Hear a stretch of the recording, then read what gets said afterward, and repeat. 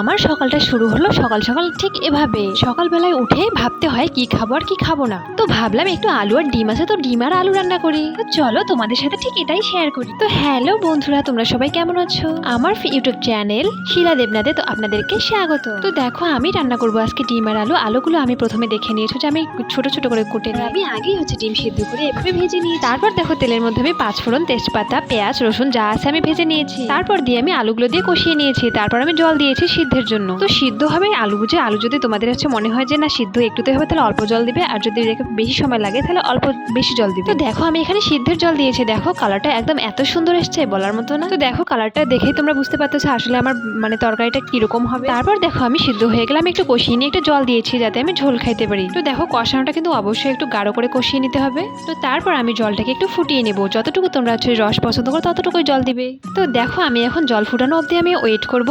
জলটা ফুটিয়ে আসলে আমি এখানে মশলা দিয়ে দিলাম। গরম গরম মশলা দিয়ে আমি ফুটিয়ে নিয়ে নামিয়ে নেব। আমার ভিডিওগুলো কেমন লাগে অবশ্যই জানাবে, আর আমার চ্যানেলটা অবশ্যই সাবস্ক্রাইব করে দিবে। ধন্যবাদ।